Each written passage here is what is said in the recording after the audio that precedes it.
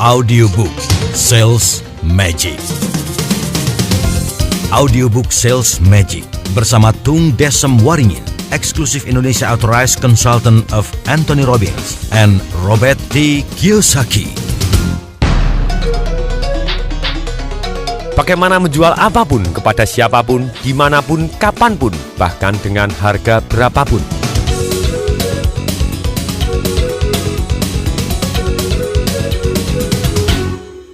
Dulu di Indonesia ada dua orang yang terkenal bisa jalan di atas air.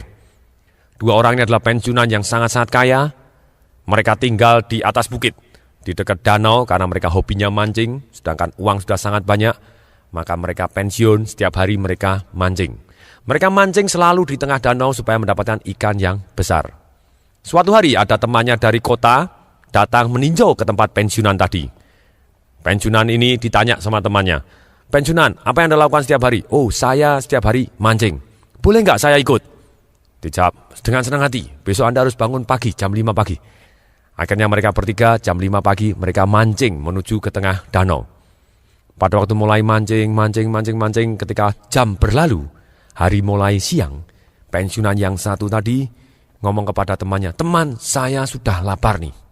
Temannya yang pensiunan yang satu menoleh dan menjawab, "Minggir sendiri dong, memangnya harus diantar?" Mendadak pensiunan yang tanya ini tadi langsung menjawab dengan mantap sekali. "Oke, no problem."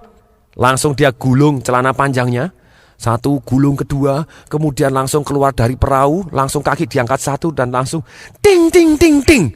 Langsung bisa jalan di atas air menuju ke tepi dan makan di rumah. Temannya dari kota, "Wah, ini bisa ginkang, ini bisa cikung, ini bisa, wah, ini apapun nih, hebat sekali, luar biasa." Dan kemudian selesai makan, pensiunan tadi juga langsung jalan lagi di atas air dari pinggir rumahnya dia ke tengah danau menuju kapal. Ting, ting, ting, ting. Langsung masuk di atas perahu dan mancing lagi dengan damai dan sejahteranya. Kemudian pensiunan yang satu ketika hari sudah mulai agak siang lagi, gantian lapar. Pensiunan yang satu tadi lapar dan ngomong kepada pensiunan yang sudah makan tadi, "Teman, gantian saya yang lapar nih." Temannya juga ngomong, "Loh, memangnya harus diantar? Minggir sendiri dong." Jawabannya juga sama, "Oke, no problem." Langsung digulung lagi, langsung satu kaki digulung lagi, kemudian satu kaki diangkat, keluar dari perahu, langsung ting ting ting ting. Pensiunan yang satu ini juga mendarat langsung bisa jalan di atas air. Temannya dari kota langsung lihat, "Wah, hebat bener nih. Temanku ini pensiunan lama, tidak turun gunung mendadak bisa jalan di atas air. Jadi dewa nih, jadi sakti nih." Nah, kemudian setelah yang pensiunan yang kedua makan selesai, sama, langsung jalan di atas air menuju ke atas perahunya. Ting, ting, ting, ting. Langsung masuk di atas perahu. Dan kemudian mancing lagi dengan damai dan sejahteranya. Kemudian orang temannya yang dari kota ini tadi mendadak lapar. Karena lapar. Akhirnya nggak tahan. Akhirnya dia ngomong kepada dua pensiunan ini tadi, "Teman, giliran saya yang lapar nih." Begitu kedua temannya baru noleh, baru ngomong, mendadak teman di kotanya ini sok tahu. Langsung ngomong, Oke, tahu. Saya harus berjalan di atas air sendiri kan?" Ya kalau sudah tahu caranya ya sudah, jawabannya pensiunannya. Mereka pensiunannya langsung mancing. Kemudian mendadak orangnya yang dari kota ini langsung angkat satu kaki dengan kaki yang menggigil. Biur, hap, minum air banyak sekali. Begitu minum air banyak sekali, temannya yang dari pensiunan tadi langsung mengangkat. Temannya dari kota langsung ditaruhkan di perahu dan pompa perutnya keluar. Airnya banyak sekali dan basah kuyup. Begitu basah kuyup, dua-dua pensiunan ini saling menoleh. Langsung satu ngomong, "Ini salah kamu." Yang satu ngomong, "Ini salah kamu." Akhirnya mereka berdua menghela napas dan ngomong, "Ya kita salah berdua. Kita harus minta maaf kepada teman kita dari kota." Kemudian mereka berdua menoleh kepada temannya yang dari kota tadi yang masih basah kuyup dengan wajahnya pucat pasi karena minum air banyak sekali. Terus langsung berdua yang pensiunan ini ngomong begini, "Maaf teman, seharusnya kami kasih tahu dulu di mana letak batunya." Ya terang aja bisa jalan di atas air kalau ada batunya. Demikian juga kalau kita tahu batu-batu dari penjualan, terjadi penjualan seperti magic. Tak, langsung terjadi penjualan. Sangat-sangat ajaib bagi orang lain yang tidak tahu. Nah, batu-batu dari penjualan itu ada 4. Kalau kita bangun batu ini dan kita lalui dari tidak kenal menjadi kenal, mendadak terjadi yang namanya sales magic. Terjadi penjualan seolah-olah ada magicnya. Magic itu adalah sesuatu hal yang kita tidak tahu caranya, maka kita anggap magic. Nah, kalau kita sudah tahu caranya, sudah bukan magic lagi. Batu pertama dari sales magic ini adalah trust. Jadi kita harus membangun trust untuk mendirikan batu yang pertama. Yang kedua adalah need. Kita akan membangun need. Jadi kita akan membangun batu kedua yaitu need. Orang jadi mau, jadi kepingin, perlu. Kemudian batu yang ketiga adalah solution. Jadi caranya membangun bagaimana kita memberikan solusi sehingga orang berebut bahkan cara belinya kepada kita. Kemudian yang keempat adalah close the sales. Bagaimana kita close the sales dan handling objection atau mengatasi keberatan. Kita akan bahas satu persatu batu-batu atau dari kurva penjualan ini sehingga dari tidak ada sales menjadi sales seolah-olah terjadi magic bagaikan jalan di atas air. Bagaimana kita building trust? Batu yang pertama. Bagaimana kita building trust? Dari orang tidak percaya bisa jadi percaya kepada kita. Building trust terdiri dari 3 kategori besar. Percaya timbul 1 karena adanya reputasi dan referensi. Yang kedua, karena adanya keakraban atau kemiripan. Yang ketiga, karena ada kongruen. Kita akan jelaskan satu persatu. Percaya timbul ketika ada referensi dan reputasi itu berdasarkan pertama kali, 1 biasanya tergantung dari penampilan. Jadi reputasi dan referensi, masih ada 5 hal di bawah reputasi dan referensi, yaitu 1 adalah dari penampilan. Penampilan kita harus dijaga, cara berpakaian kita, bau kita, tanpa sadar akan mempengaruhi orang lain. Misalnya kita mau jualan sesuatu hal, kita pakai baju tanpa lengan. Kemudian tangan kiri ditato gambar tengkorak, tangan kanan ditato gambar hati dipanah, kemudian rambutnya dikerok kanan dan kiri, jambulnya dikasih warna merah, ekornya dikasih warna kuning, kemudian anting-antingnya, telinga kanan pakai anting-anting, kemudian hidung kiri pakai anting-anting, kemudian ketika ngomong selamat pagi, lidahnya ada tindiknya. Kira-kira bisa jualan tidak? Bisa kalau jualannya sabu-sabu. Tergantung penampilannya di mana gitu. Kalau penampilannya seperti itu ya mungkin jualannya sabu-sabu akan laku. Kalau kita mau jualan asuransi, mau jualan multi level marketing, kita mau jualan produk dan jasa kita mau jualan mesin-mesin yang berat, kita mau jualan ide kita.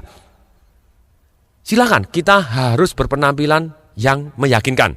Tanpa sadar orang kesan pertama akan sangat-sangat berpengaruh. Ini penampilan agar dijaga. Sudahkah Anda menjaga penampilan Anda? Kemudian yang kedua dari reputasi dan referensi adalah tergantung dari gelar dan jabatan kita. Alangkah indahnya kalau kita sudah mempunyai jabatan PhD dari Harvard. Begitu kita tukar kartu nama, tanpa sadar orang sudah segan dan terpengaruh oleh kita. Logikanya begini, kalau misalnya di zaman dulu, misalnya pada waktu perang kemerdekaan, Indonesia pada waktu itu agresi Belanda, kemudian mau negosiasi perdamaian, yang maju dari Belanda adalah mayor, kemudian dari Indonesia yang datang sersan. Kira-kira sersannya dihargai tidak? Tidak akan dihargai. Mayor minimal sama-sama mayor. Demikian juga pada waktu kita mempunyai departemen sales, seringkali sebagai perusahaan itu memberikan gelar atau jabatan yang begitu rendahnya sehingga ketika orang tukar kartu nama yang punya kartu nama pun malu karena di situ tertulis junior sales officer. Sudah sales officer kasih junior lagi, lebih parah lagi. Jadi saran saya lebih baik minimal kita berikan gelar atau jabatan yang cukup tinggi sehingga kalau kita tukar kartu nama, sales Anda juga penuh percaya diri dan yang menerima juga lebih menghargai. Minimal saran saya, kasih gelar manager, sales manager. Ketika ditanya, Anda punya anak buah berapa? 1, saya sendiri. Lumayan begitu karena Anda manager, minimal Anda manage diri Anda sendiri. Dengan kita sales manager, kita akan jauh lebih dihargai dibanding kita junior sales officer. Bagi yang mendengarkan ternyata ini masuk akal, silakan diterapkan di sales departemen Anda. Gelar atau jabatan tanpa sadar akan mempengaruhi penjualan Anda. Orang akan lebih menghargai ketika mau ketemu.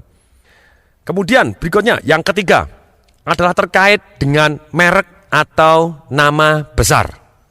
Kita akan jauh lebih mudah menjual ketika kita terkait dengan nama dan merek besar. Alangkah indahnya kalau kita terkenal dengan misalnya dari bank multinasional begini, kita akan jauh lebih mudah daripada bank EO atau bank kecil yang tidak terkenal namanya.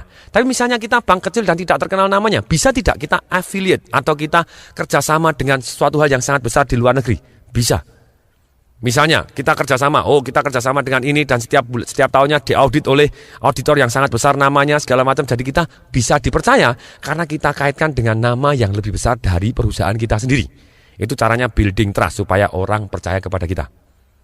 Berikutnya, yang keempat. Bagaimana kita bisa membangun referensi dan reputasi adalah dengan catatan prestasi kita sendiri. minta testimoni. Kita begitu ada orang yang terpuas dengan kita minta testimoni. Apabila testimoninya adalah dari nama-nama besar, kita akan jauh lebih mudah menjual produk atau jasa atau ide kita.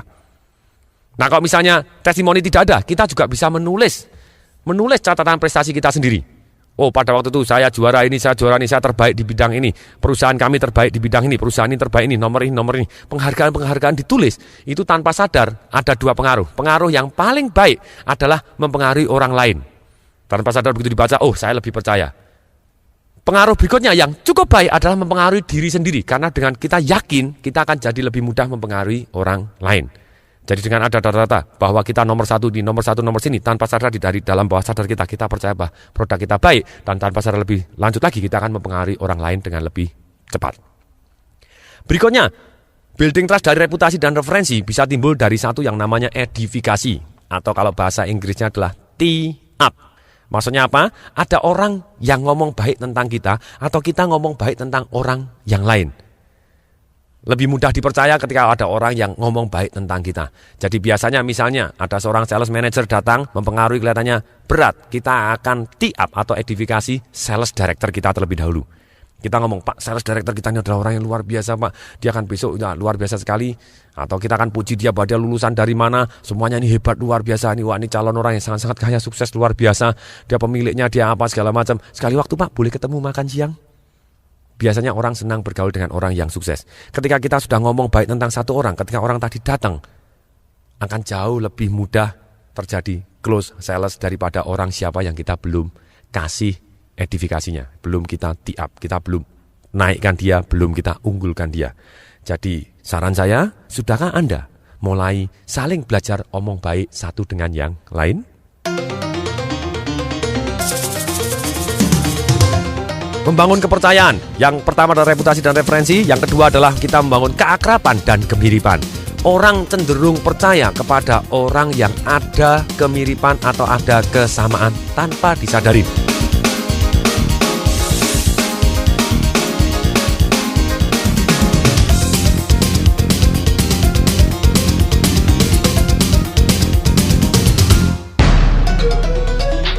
Sales-sales yang paling top di dunia selalu mempunyai ilmu untuk membangun kesamaan tanpa disadari sehingga orang percaya terhadap dia. Contohnya, dia akan membangun kesamaan satu dengan topik.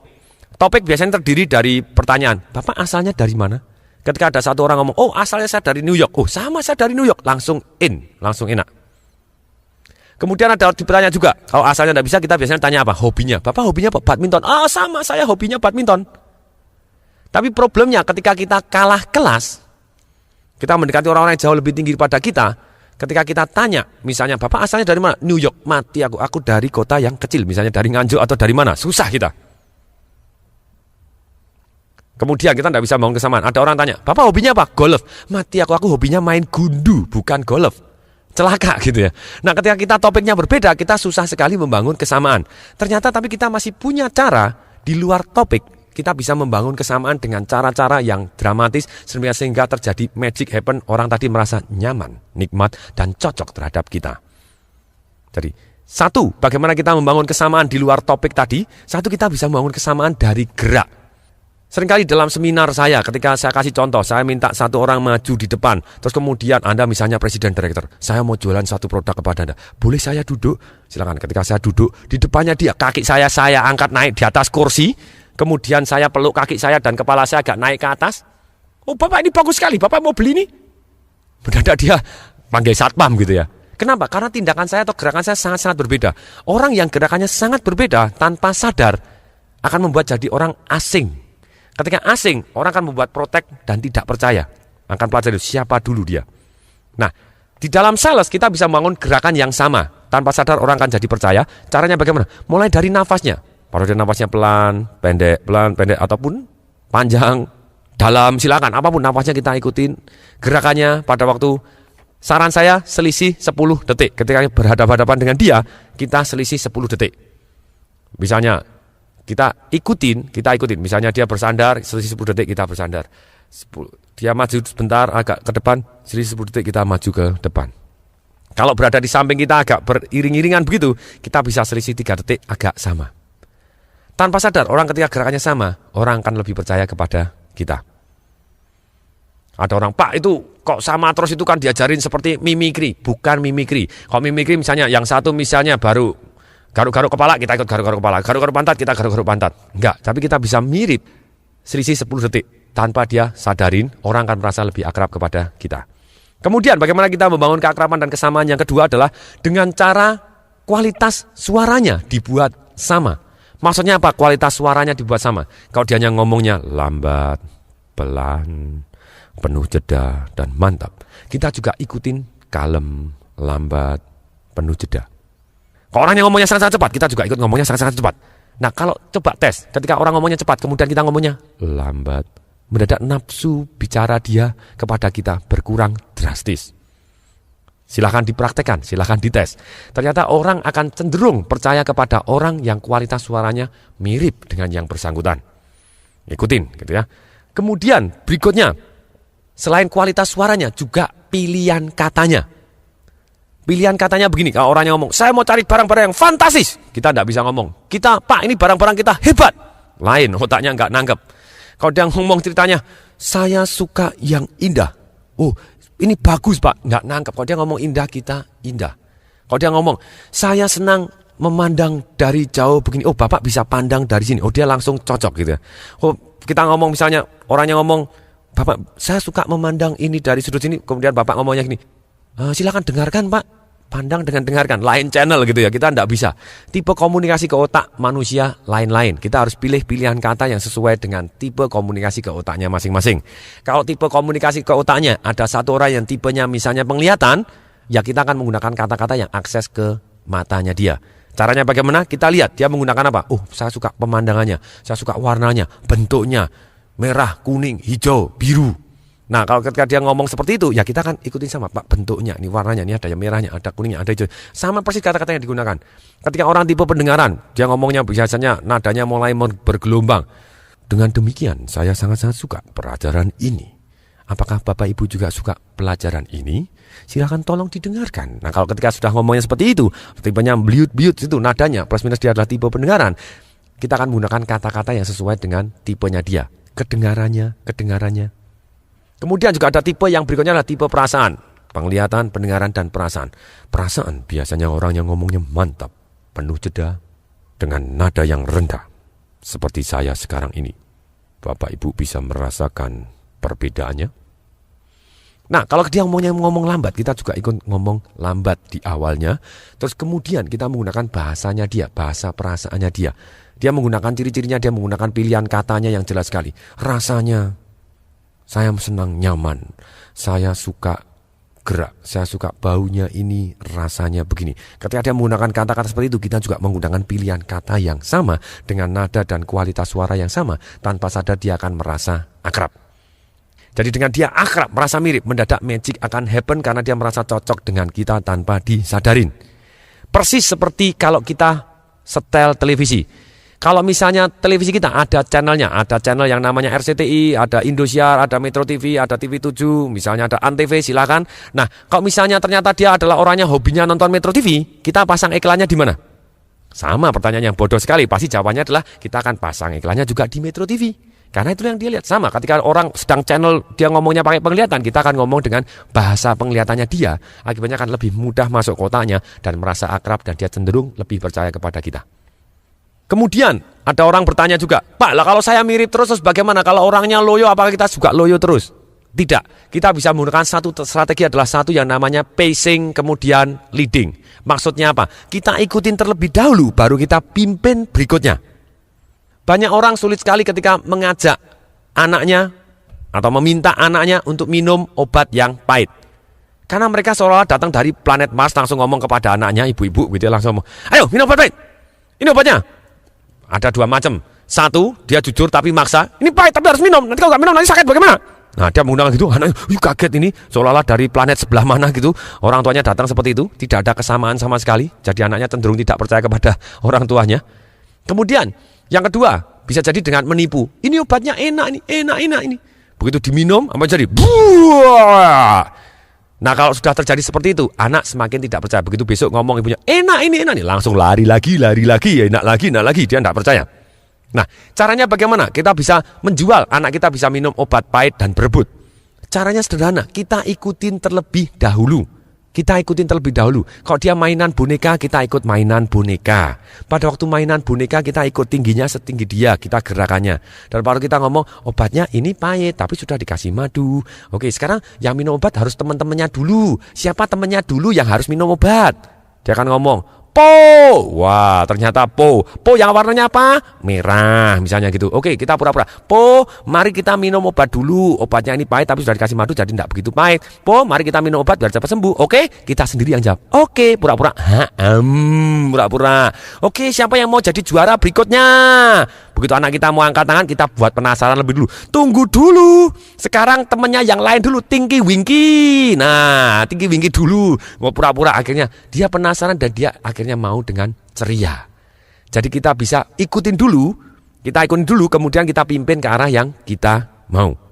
Jadi pada waktu kita ngomong-ngomong, kita ikutin dulu topiknya dia, kita setelah ikut seneng mantap, baru kita ngomong ke arah yang kita inginkan. Kita bimbing ke arah kita inginkan tanpa disadari. Demikian juga gerak. Kalau misalnya ada satu orang geraknya menutup total, tangan dilipat, kepala ke atas, kaki ditekuk, kaki ditaruh di atas, misalnya kakinya disilangkan, tangan disilangkan, dagu ke atas, itu adalah posisi yang sulit untuk terjadi penjualan gitu ya. Nah, caranya bagaimana? Ya kita ikutin dulu, bukan berarti terus kemudian kalau kakinya dia di atas meja kita ikut-ikutan kakinya di atas meja, enggak gitu ya. Tapi kita duduknya juga agak menjorok ke belakang, kita juga agak menyilangkan tangan sebentar, selisih 10 detik. Setelah berapa saat kita akan leading dia. Caranya bagaimana? Kita akan maju ke depan dan kita akan menunjukkan satu barang. Bapak silahkan Pak, bisa dilihat dulu barangnya ini. Nah, tanpa sadar dia akan maju juga. Kalau dia maju tanpa sadar posisinya akan membuka. Sudah kena leading, sudah kena pimpin, penjualan akan jauh lebih mudah terjadi. Cara building trust yang ketiga adalah kita harus kongruen. Jadi setelah reputasi referensi, yang kedua adalah akrab dan mirip, yang ketiga adalah kongruen. Maksudnya kongruen itu apa? Maksudnya kongruen adalah apa yang kita katakan, ekspresinya sungguh-sungguh dan orang bisa merasakan getaran emosi kita bahwa kita benar-benar yakin. Contohnya begini, orang akan percaya ketika menghadapi orang yang ekspresinya benar-benar bisa dirasakan sungguh-sungguh. Salah satu contohnya adalah ketika misalnya kampanye presiden. Ada presiden yang ngomong dengan sangat-sangat bagus, tapi pada waktu akhirnya saya bersumpah begini, tapi di akhir ujungnya dia tersenyum. Susah sekali, karena ekspresi ketika orang bersumpah harus menunjukkan keseriusan. Ketika orang bersumpah, ujungnya senyum, tidak bagus. Itu yang salah mestinya yang advertising agensinya begitu ya. Jadi presidennya nggak salah, karena dia mungkin diperintahkan juga harus senyum, harus begini. Nggak bisa pada waktu orang bersumpah. Coba bayangkan, saya kasih tahu, kongruen atau tidak. Misalnya begini, saya bersumpah, saya basmi korupsi. Orang langsung ketawa begitu ya. Nggak bisa kalau orang ceritanya benar-benar dia berjanji untuk membasmi korupsi atau apa, dia harus tunjukkan kesungguhannya dia. Jadi dengan sangat mantap, dia serius, wajahnya serius dan orang akan percaya. Ini yang namanya kongruen. Ketika orang kongruen, gunung pun pindah, apalagi cuman manusia biasa. Apakah orang harus jadi pembicara baik baru dia bisa jadi salesman yang bagus? Belum tentu. Mahatma Gandhi, dia bukan pembicara yang baik. Mother Teresa bukan pembicara yang baik. Tapi ratusan juta orang di dunia ini ngikut mereka. Mother Teresa bangun rumah sakit di India, dapat membangun sekian juta US, banyak orang nyumbang, mempercayakan uangnya, karena dia percaya bahwa Mother Teresa akan menggunakan uangnya untuk membangun rumah sakit. Mahatma Gandhi bilang, jangan pakai kekerasan. Orang tidak pakai kekerasan, itu luar biasa sekali. Sekian ratus juta orang ikut dia. Ketika orang kongruen buat apa yang dia omong dan diekspresikan mantap sekali, tanpa sadar orang akan ikut. Jadi, Anda kalau mau menjadi sales, coba perhatikan terhadap ekspresi Anda. Ketika Anda presentasi, perhatikan wajah Anda senyumnya begini, pada tempatnya tidak. Kalau tidak pada tempatnya, lebih baik Anda tampil serius dan mantap. Sinar mata Anda bagaimana? Nyengirnya bagaimana? Belajarlah kongruen. Ketika belajar kongruen, kita harus belajar. Misalnya, kita ngomong sama-sama teman-teman sendiri, kita ngomong bahwa produk ini bagus. Atau bagaimana kita presentasi. Harus ada terus dan kita berlatih bagaimana kita ekspresinya. Orang bisa merasakan kesungguhan kita. Jadi saran saya, teruslah berlatih sehingga orang bisa merasakan bahwa Anda betul-betul tulus dan sungguh-sungguh yakin terhadap produk Anda.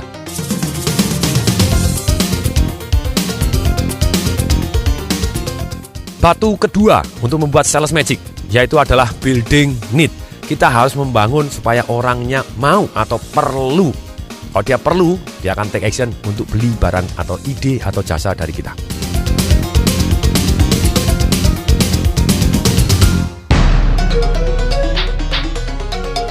Building need.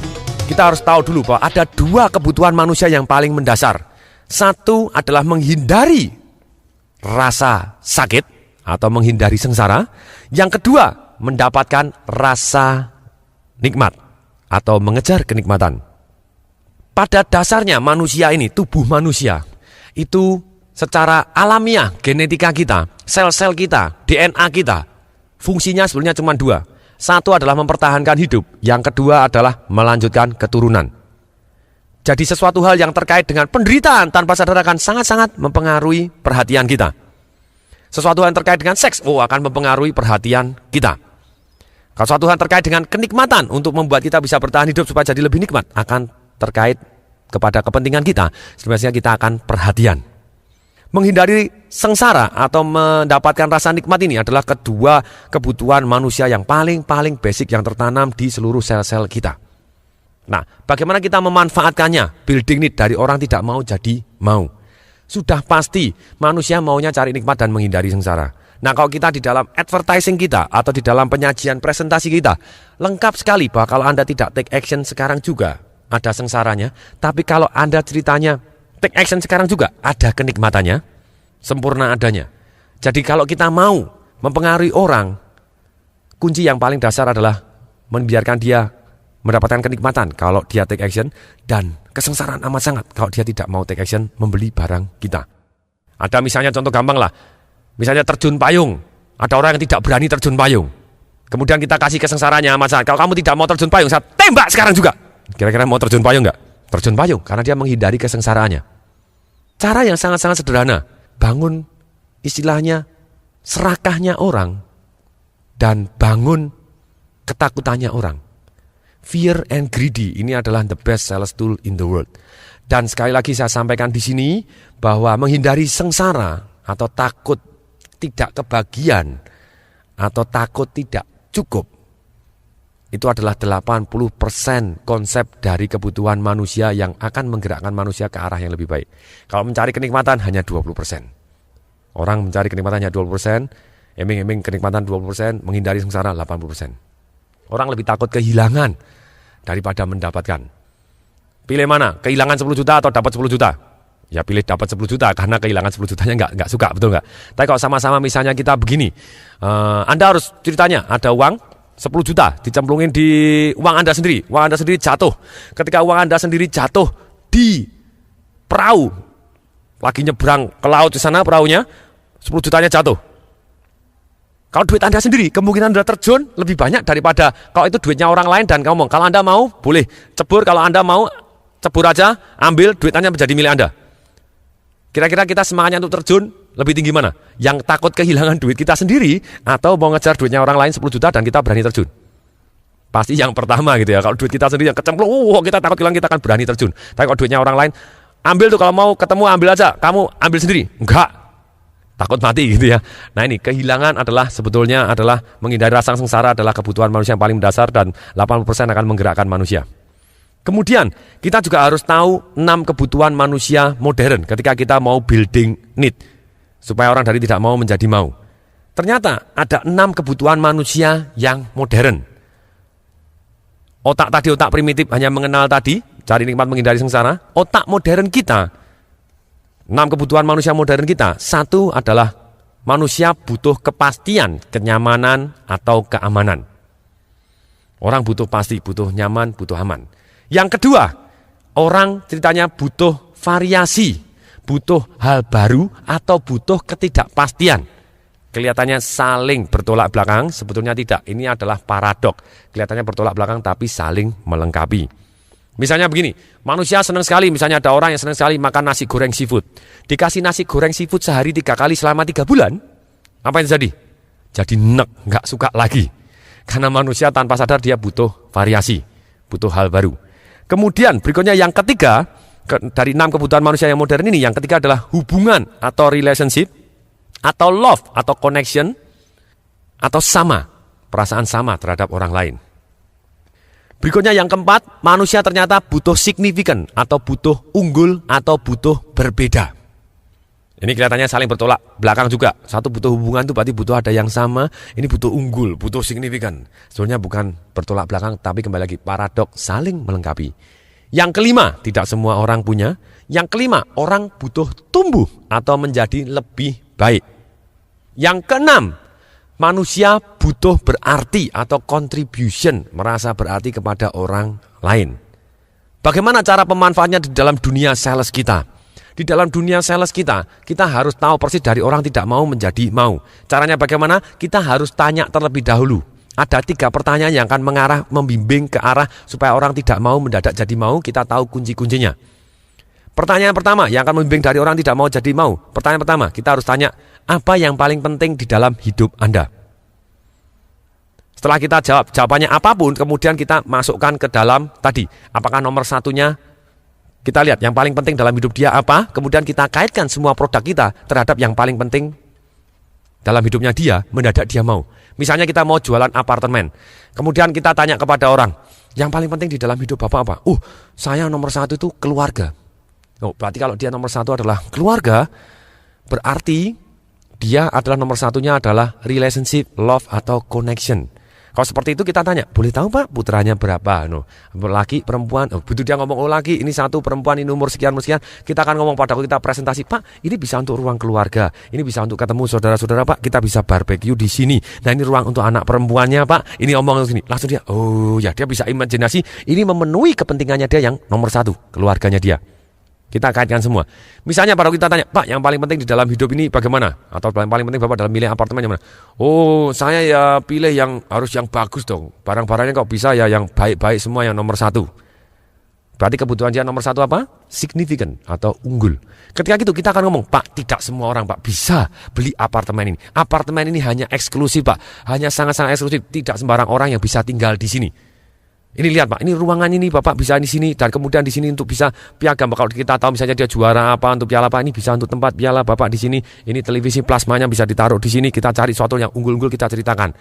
Ini Pak nanti bisa, ini kalau bisa bayangkan Pak, ini sofanya bisa kebayangkan misalnya sofanya Da Vinci di sini apa segala macam. Kita ngomong suatu hal yang unggul ketika dia begini. Nah, akan lebih mudah menarik dia. Ini misalnya dia ngomong begini, nomor 1 saya tuh dalam hidup itu yang paling penting ya harus nikmat gitu ya. Kalau nikmat berarti nomor 1-nya dia adalah kenyamanan, kepastian, dia butuh kepastian, misalnya begitu. Nah kalau begitu kita akan ngomong bagaimana pada waktu kita jualan apartemen tadi, kita akan ngomong dengan sederhana sekali, kita ngomong, Pak, apartemen ini aman Pak dan nikmat, karena bahasanya dia adalah nikmat, kita aman dan nikmat, Bapak tinggal masuk di sini nanti semua bisa selesai, semua sudah ada fully furnished segala macam, ini kita akan kaitkan. Nah kita bisa carikan dia apartemen yang fully furnished, dia akan lebih nikmat, lebih nyaman. Ketika kita tanya lagi, Bapak yang paling penting di dalam hidup apa? Saya paling penting di dalam hidup ini ya harus cari hal-hal yang baru gitu ya. Kita akan tahu bahwa dia nomor 1-nya adalah variasi atau ketidakpastian. Nah kalau begitu kita tanya dulu, Bapak tadi tinggalnya di mana? Di rumah. Pak, belum pernah di apartemen Pak? Bapak harus coba dong sekali waktu tinggal di apartemen. Variasinya lain Pak. Ketika kita ngomong bahwa dia variasi, kita ngomong variasinya lain Pak. Tanpa sadar dia akan jauh lebih tertarik variasinya. Nah kemudian kalau kita tanya, ternyata misalnya, apa yang paling penting dalam hidupan Anda? Ternyata dia ngomong bahwa yang paling penting dalam hidup saya ini, saya harus menjadi lebih baik. Kita harus mempunyai tumbuh, kita harus jadi lebih baik. Kesimpulannya ke sana, ya kita akan kasih tahu, Pak, sudah masanya Pak, Bapak pindah ke apartemen. Ini gaya hidup yang lebih baik Pak, lebih praktis, lebih nikmat. Dan ada fitness centernya Pak, bisa Bapak jadi lebih sehat. Dan di bawah ada mallnya Pak, Bapak butuh apa bisa jadi lebih mudah. Kita selalu ngomong lebih. Tanpa sadar kan masuk ke otaknya dia yang memang membutuhkan lebih baik. Kemudian contribution, misalnya dia, saya nomor 1 itu hidup tuh harus amal segala macam. Nah pada kita juga kita mau, Pak hitung-hitung amal lah Pak, bantu ke kita juga. Supaya dia mau amal ke kita gitu ya. Dan kemudian juga Pak hitung-hitung Pak, kalau nanti misalnya begini Bapak jadi close di sini, sekian persen dari komisi Pak akan saya sumbangkan. Saya janji karena Bapak adalah nomor 1-nya adalah amal, saya juga mau amal. Dia langsung tarik, orang ini cocok dengan saya. Penjualan akan terjadi jauh lebih mudah.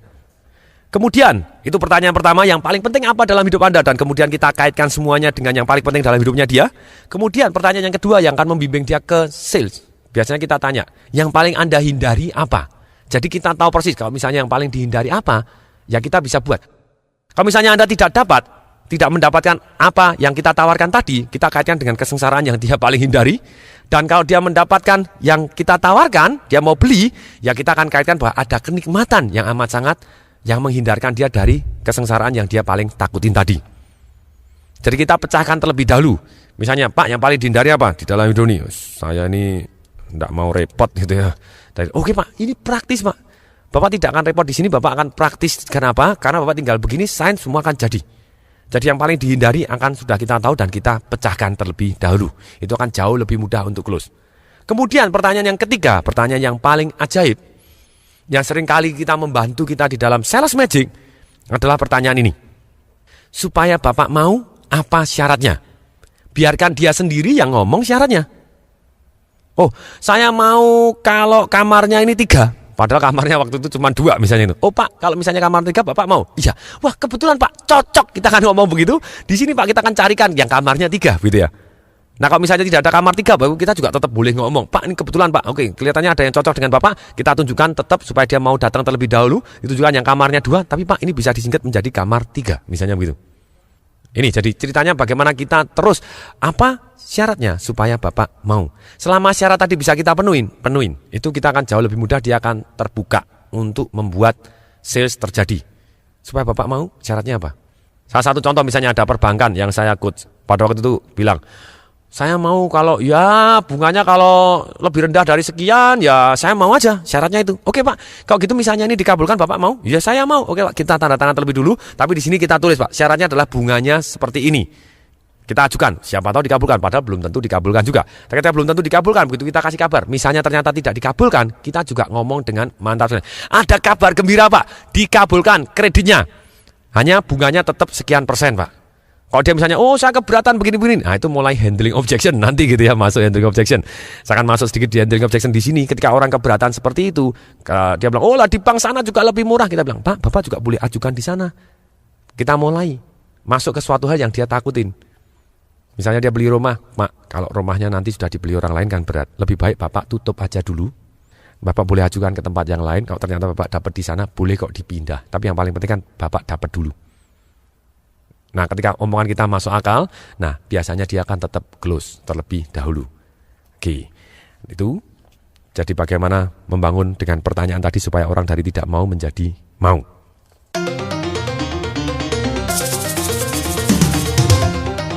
Batu yang ketiga dalam kurva penjualan yaitu adalah memberikan solusi atau memberikan pemecahan, give solution.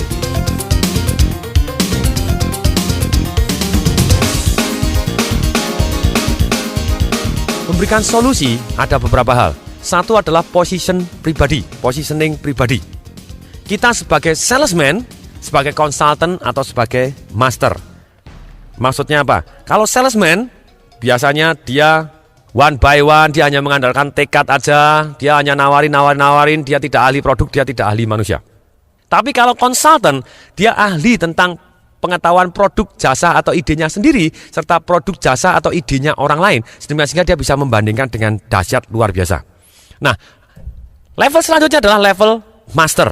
Kalau kita give solusi, pada waktu kita memberikan solusi, kita mempunyai positioning pribadi bahwa saya adalah master. Master adalah apa? Saya adalah orang yang terbaik di bidang ini.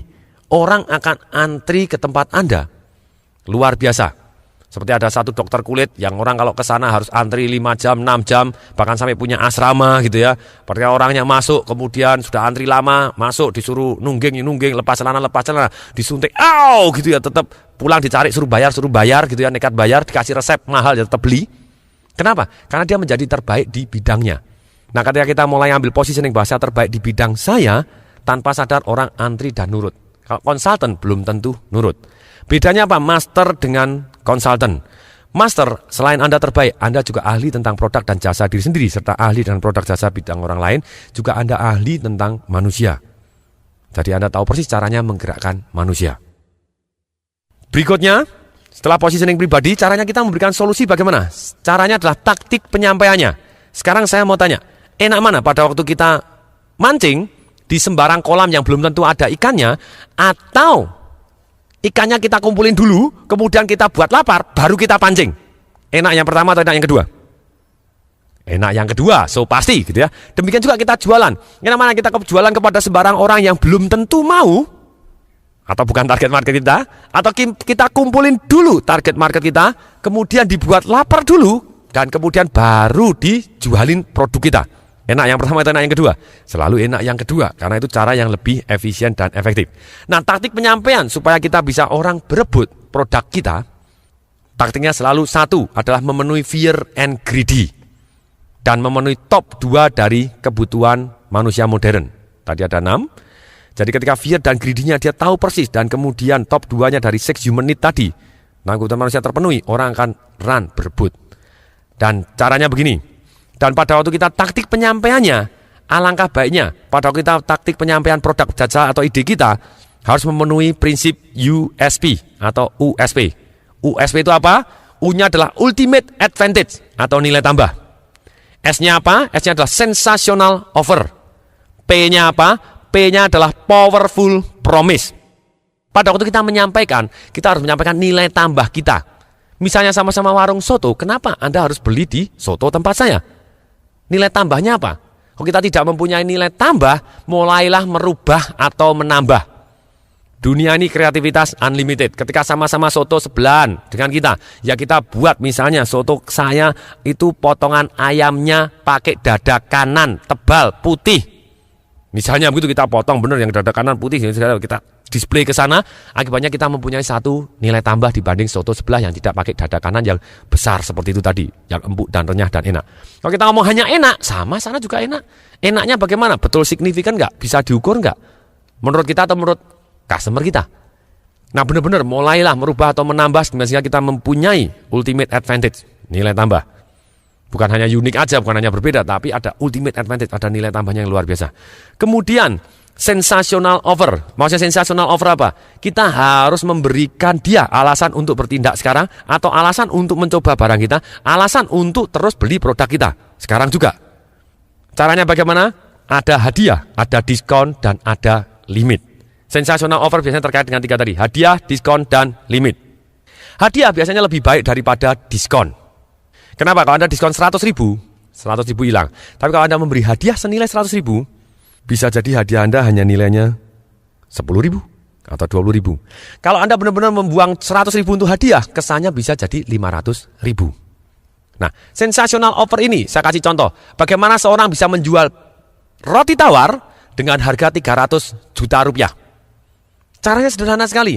Caranya adalah roti tawar tadi dikasih hadiah berlian 8 karat senilai 800 juta rupiah. Lu kok bisa? Karena saya ternyata belinya berlian itu adalah 300 juta rupiah. Atau harganya berlian adalah 200 juta rupiah. Lu kok bisa?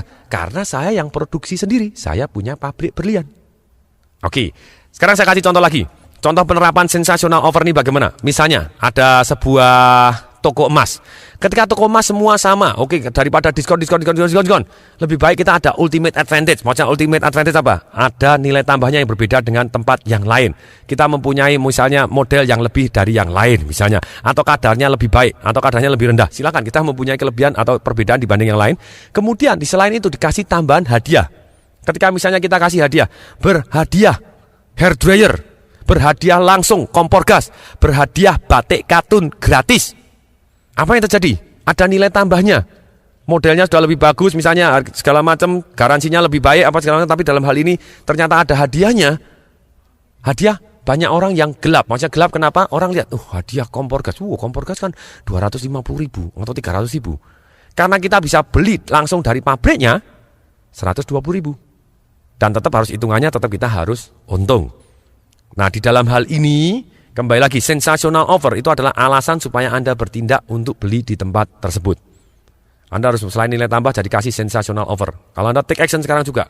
Dan limit itu adalah sangat-sangat bagus. Sekali lagi saya sampaikan, di dalam hati primitif kita, di dalam otak primitif kita, di dalam DNA primitif kita, tanpa sadar, manusia sangat-sangat takut 2 hal saja. Satu adalah takut tidak dicintai, yang kedua adalah takut tidak cukup. Ketika ada limit, orang akan berebut. Scarcity atau keterbatasan itu adalah the greatest marketing tool in the world tanpa orang sadarin. Ketika kita buat limit, orang akan jauh lebih berebut. Jadi limit, ketika limitnya terbatas untuk 5 pertama, terbatas untuk 10 pertama, itu adalah jauh lebih baik dibanding semuanya boleh kapanpun boleh. Ketika ada limitnya, orang akan take action segera, karena kalau dia betul-betul butuh, sudah perlu, kita akan cara penyampaian seperti itu, orang akan berebut. Ikan tadi akan berebut. Kemudian P, powerful promise, garansi. Ketika kita memberikan garansi kepada orang lain, itu apa yang terjadi? Orang akan jauh lebih mudah untuk beli. Karena problem pertama kali orang mau beli itu adalah resiko. Kalau saya beli, apakah ada? Kalau ya betul bermanfaat. Kalau tidak bermanfaat, nanti akan saya jadi rugi. Jadi ketika kita tahu produk kita benar-benar bagus, kita akan memberikan risk reversal atau resikonya kita ambil. Anda boleh coba dalam 1 minggu, kalau ternyata tidak bermanfaat, kita akan ambil balik. Seperti saya kalau di dalam seminar, saya biasanya memberikan seminar 100% money back garansi. Datang di seminar saya selama 2,5 hari, ternyata Anda tidak mendapatkan manfaat, akan kami kembalikan uangnya 100%. Tidak akan ditanya alasannya apapun. Nah, karena saya yakin bahwa produk saya benar-benar sangat-sangat bagus, makanya saya berani memberikan garansi. Nah, kalau kita tidak bagus, ya kita akan meningkatkan kebagusannya tadi, supaya orang mau percaya dan beli kepada kita, dan beli pada kita, beli kepada kita. Jadi sekali lagi saran saya, kalau kita benar yakin produk kita bagus, berilah money back garansi tadi.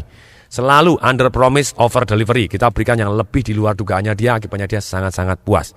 Garansi ini adalah sangat-sangat marketing tool yang sangat-sangat luar biasa juga. Berikan money back garansi.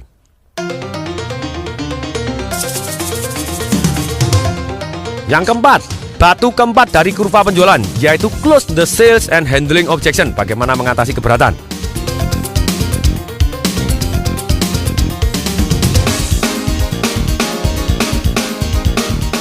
Pada waktu mau close the sale, satu prinsipnya adalah gunakan nada rendah. Mantap, sebutkan nama. Banyak orang salah pada waktu mau close the sale. Jadi Bapak mau nggak? Enggak. Nah, nanyanya begitu ya jawabannya enggak. Jadi kita lebih baik sebutkan, Pak Joni, saya yakin ini bermanfaat untuk Pak Joni. Silahkan tanda tangan di sini. Nah, ketika kita order di situ, terjadilah satu kemungkinan close-nya akan meningkat jauh lebih tinggi. Kemudian, berikan 2 pilihan. Kalau kita mau tanya, boleh pakai pertanyaan, boleh nggak? Boleh, tapi jawabannya yang dua-duanya sudah pasti ya. Bapak mau pilih merah atau yang biru? Bapak mau nyicil atau mau cash? Bapak pakai kartu kredit atau mau transfer? Bapak mau ngasih uang muka 500.000 atau 100.000? Bapak mau beli, biasanya kita kasih caranya begini. Biasanya kasih, misalnya, Bapak mau beli yang 300 juta atau yang 25 juta? Atau mau nyoba dulu 25 juta? Nah, tanpa sadar ketika terpancing kata-kata tersebut, dia 25 juta dulu, ya enggak apa-apa lah. Tetap beli aja. Nah, selalu pertanyaannya dua-dua yang jawabannya ya. Kemudian prinsip yang ketiga dalam close the sales, prinsip yang ketiga adalah ya kecil terlebih dahulu, baru ya lebih besar. Banyak sales tidak berani memberikan, silakan coba dulu Pak, masuk dulu, enggak jadi enggak apa-apa Pak, mari coba dulu Pak. Nah, kalau dia sudah berani seperti itu, sebenarnya dia coba dulu, itu adalah ya kecil terlebih dahulu. Ketika ya kecil terlebih dahulu, makanya ya besarnya akan jauh lebih mudah. Jadi suruh coba terlebih dahulu, suruh datang lebih dahulu, dicoba terlebih dahulu, nanti tidak jadi tidak apa-apa, jadi ya kecil lebih dahulu. Silakan Pak, silakan coba dulu, silakan boleh dicoba di rumah dulu Pak. Dan ketika dia sudah nyoba di rumah dulu, kemudian kita kasih sensational offer, kalau Bapak jadi Pak, khusus hanya untuk 5 orang saja, Bapak dapat kesempatan ini, dapat hadiah ini yang lebih sangat-sangat banyak. 5 orang berikutnya kasih hadiah yang lain juga bisa, tapi yang sama-sama dahsyatnya, tapi tetap hadiah dan terbatas. Itu akan sangat-sangat menarik. Ya kecil terlebih dahulu, baru ya besar. Kemudian keberatan. Saran saya, bagaimana kita mengatasi keberatan? Kita lihat terlebih dahulu, kalau keberatan, percaya atau tidak, keberatan itu cuman itu saja. Keberatan masalah harganya, keberatan masalah ceritanya, oh saya masih berpikir-pikir dulu, mau tanya dulu kepada istrinya. Keberatan cuman itu aja. Saran saya, jadi di setiap bidang itu keberatannya khas, masing-masing seperti itu aja. Nah, saran saya catat pertanyaannya, kemudian brainstorming kira-kira jawaban yang paling menghasilkan close yang paling tinggi seperti apa. Dari setiap bidang berbeda, bidang penjualan apa. Jadi secara umum contohnya begini, misalnya orang keberatan harga, selalu ingat bahwa harga, ketika orang keberatan terhadap harga, itu seperti timbangan. Maksudnya seperti timbangan apa? Ketika orangnya berat di harga, berarti ultimate advantage-nya, sensational offer dan powerful promise-nya perlu ditambah atau diulangi sehingga harganya tidak begitu terasa berat. Timbangannya akan berubah lagi karena ultimate advantage-nya ditambah, harganya jadi terasa ringan. Gitu. Terus kemudian sensational offer-nya ditambah juga akan terasa ringan. Kalau dia ngomong, saya mau berpikir-pikir dulu, lebih baik kita kasih tahu, Pak, Bapak ambil keputusan sekarang, nanti batal juga boleh, tapi lebih baik tanda tangan sekarang karena Bapak akan dapatkan kesempatan dapat hadiah seperti ini. Sensational offer-nya keluarkan. Jadi ketika Bapak pulang, Bapak boleh berpikir-pikir kapanpun dikembalikan, selama 1 minggu ini tetap kami terima. Demikian juga ada orang yang tanya, saya mau tanya istri saya dulu. Gampang Pak, Bapak tanda tangan dulu, Bapak begini, begitu Bapak batal pun kita akan kembalikan. Tapi pada waktu sebelum dia pulang, kalau istri Anda tidak setuju, silakan kembalikan. Tapi sebelum dia pulang, kita akan ngomong bagaimana. Tapi Bapak kepala rumah tangga kan? Oh iya, Bapak yang ambil keputusan kan? Oh iya. Berarti istri Anda nurut kepada Bapak toh? Iya, oh ya sudah Pak gitu. Jadi kita kasih kunci seperti itu, dia kemungkinan batalnya lebih kecil. Nah demikian juga ketika orang keberatan apapun, ternyata ada aja jawaban yang bisa membuat dia akhirnya jadi close. Kadang kita tanya, supaya Bapak mau, apa syaratnya? Oh syaratnya begini, oke Pak, kalau misalnya itu dikabulkan berarti Bapak mau? Walaupun belum tentu dikabulkan, kita akan konsultasikan dulu, bisa kabar baik Pak. Ternyata Bapak dikabulkan, yang dikabulkan sebelah ini tentang harganya tetap seperti ini, tapi Bapak akan dikabulkan dengan tambahan hadiah seperti ini. Ini yang kita bisa berarti kalau Bapak tertarik, Bapak boleh silakan tanda tangan di sini, gitu ya. Sebutkan namanya Pak Joni, silakan tanda tangan di sini. Itu tanpa sadar dia akan close-nya jauh lebih tinggi. Demikian juga ketika ada orang yang keberatan misalnya, tanya terus keberatan terus tapi tidak pernah pulang atau tidak pernah pergi, sebelumnya dia sangat-sangat tertarik. Tapi dia mempunyai pola memang komplainer. Maksudnya komplainer apa? Dia terus berkeluh kesah, ini gimana nih, gini. Nah caranya bagaimana? Ada satu jurus lagi untuk mengatasi keberatan. Satu jurus yang namanya merusak pola. Selama kita sudah berani memberikan powerful promise, money back garansi ataupun garansi, kita boleh gunakan ini. Karena kalau enggak, orang nanti merasa seperti dihipnotis atau seperti apa. Enggak. Sebenarnya caranya begini, kita bisa merusak pola. Begitu orangnya keberatan, tapi dia tertarik, kita bisa merasakan, kita bisa ukur bahwa dia tertarik. Kita akan tanya dengan cara merusak pola. Kita bisa tanya, boleh tahu Pak, jaketnya bagus beli di mana? Seolah-olah tidak ada hubungannya. Ya tidak apa-apa. Ketika, jaket bagus ya? Oke, sudah selesai. Oke Pak, silakan tanda tangan di sini. Tanpa sadar dia akan tanda tangan. Nah ini tidak boleh digunakan untuk menipu orang. Karena tanpa sadar ketika orang dirusak polanya begitu, dia akan tanda tangan gitu ya. Tapi boleh pulang, wah saya menyesal. Tapi kalau kita sudah berani masukkan money back garansi, saya kan tugas saya memberikan dia yang terbaik. Saya jualan kan memberikan dia yang terbaik. Kalau dia menyesal pun boleh money back garansi. Jadi ketika seperti itu kita tenang menggunakan jurus ini. Saran saya satu, kita benar-benar kalau kita mau terjadi penjualan sekali lagi dan penjualan terus menerus, kita harus bisa dipercaya kembali lagi. Kalau kita menipu orang, besok tidak akan orang percaya. Ketika tidak percaya, tidak akan ada penjualan kedua, ketiga, keempat. Jadi saran saya, tetap kita harus hati-hati menggunakan jurus-jurus ini. Dan kita benar-benar harus membuat nilai tambah dan benefit untuk orang yang kita jual. Kemudian yang terakhir, bagaimana kita ini bab tambahan, yaitu mempercepat dan menggaransi sukses.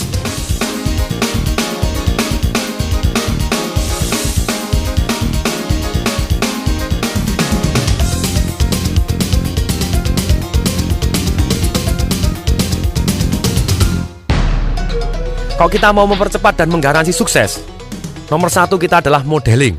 Cari orang-orang yang sudah sukses di bidang yang kita inginkan, di bidang sales yang kita inginkan, kemudian kita belajar dari dia, kita ambil, kita pakai ATM, amatin, tiru, dan modifikasi. Dimodifikasi menjadi lebih baik. Ambil dari juara-juara ilmunya, kita praktekkan, kita tiru, dan kita modifikasi, kita lengkapi, mendadak kita menjadi juara. Cari mentor, cari teman-teman yang mendukung. Karena kalau teman-teman kita tidak mendukung, kita tidak akan sukses juga. Jadi cari lingkungan-lingkungan yang teman kita yang mendukung kita lebih sukses. Kemudian, kita harus mempunyai goal yang sangat jelas. Goalnya jelas, saya punya goal seperti ini. Saya mau sales saya sekian, saya mau juara 1, saya mau apa, silakan. Dan alasan yang sangat kuat. Maksudnya apa alasan sangat? Kenapa saya harus mencapai ini? Kesengsaraannya apa? Orang hanya mencari nikmat menghindari sengsara. Kalau goal kita, kalau saya tidak mencapai ini, orang tua saya sakit, saya tidak bisa bayarin. Kita akan fight gila-gilaan. Cari nikmat menghindari sengsara, kita buat sendiri di otak kita. Dan kita public commitment. Kalau saya tidak mencapai goal ini, saya akan hukum, saya akan potong gundul, saya akan jongkok di depan lift selama 2 hari, saya akan tidur di kantor terus sampai saya mencapai target ini. Mendadak otak kita, orang ini sungguh-sungguh, mendadak daya juang kita sangat-sangat tinggi. Jadi goal dan alasan yang sangat kuat. Kemudian berikutnya adalah keyakinan yang mendukung. Maksudnya keyakinan apa? Saya pasti bisa. Kenapa pasti bisa? Kalau orang lain bisa, saya pasti bisa. Contohnya, keyakinan yang mendukung adalah begini. Banyak orang, wah nanti saya ditolak. Percaya tidak? Ada satu hukum yang namanya hukum rata-rata. Maksudnya apa? Misalnya seorang salesman, ada hukum rata-rata. Misalnya sales mobil, setiap 10 tidak, 1 ya. Rumah misalnya, 30 tidak, 1 ya. Nah ketika kita sudah tahu bahwa 1 pasti iya, ketika kita ditolak, kita punya keyakinan. Hampir diterima. Ditolak lebih cepat lagi, nanti pas ke 10 kan ada yang iya. Oke, jadi kita tidak takut ditolak. Jadi kita tetap maju, keyakinan yang mendukung.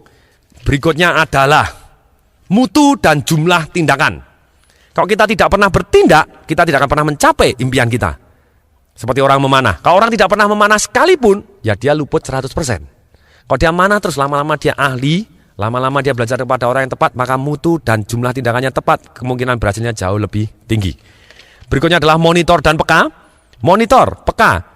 Tindakan mana yang membawa hasil, tindakan mana yang tidak membawa hasil. Dan monitor dan peka bukan hanya untuk kita, tapi monitor dan peka untuk orang lain juga.